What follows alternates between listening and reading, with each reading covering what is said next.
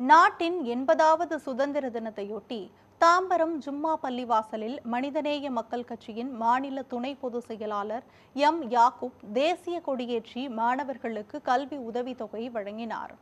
தாம்பரம் சண்முகம் சாலையில் உள்ள ஜும்மா பள்ளிவாசல் தலைவர் நாகூர் கனி தலைமையில் 80வது சுதந்திர தின விழா வெகு சிறப்பாக கொண்டாடப்பட்டது. இதில் சிறப்பு விருந்தினராக மனிதநேய மக்கள் கட்சியின் மாநில துணை பொதுச் செயலாளரும் தாம்பரம் மாநகராட்சியின் 50வது மாமன்ற உறுப்பினருமான யாக்கூப் சிறப்பு விருந்தினராக கலந்து கொண்டு தேசிய கொடியேற்றி பொதுமக்களுக்கு இனிப்புகள் வழங்கினார்.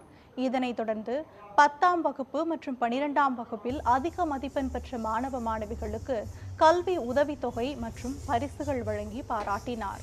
பின்னர் மனிதநேய தொழிலாளர்கள் சங்கம் சார்பில் தாம்பரம் GST சாலையில் கொடியேற்றி இனிப்புகள் வழங்கப்பட்டன. இந்த நிகழ்ச்சியில் பள்ளிவாசல் நிர்வாகிகள், பொதுமக்கள் என 100க்கும் மேற்பட்டோர் கலந்து கொண்டனர்.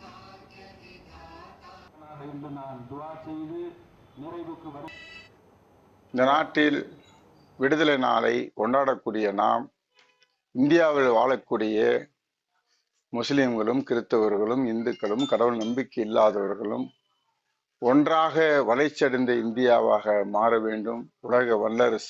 உலகத்தில் வல்லரசாக நம்முடைய இந்திய பேரரசு அமைய வேண்டும் என்பதுதான் நம்முடைய விடுதலை போராட்டத்தில் உடைமைகளையும் உயிர்களையும் போராட்ட களத்திலே தியாகம் செய்த அனைத்து தியாகிகளை நினைவு கூறக்கூடிய அந்த செய்தியாக இருக்கிறது. நாம் ஒற்றுமையாக வாழ்வதற்காகத்தான் இந்த விடுதலை வாங்கி தந்த நம்முடைய முன்னோர்களுக்கு எங்களுடைய மரியாதையை செலுத்துகின்றோம்.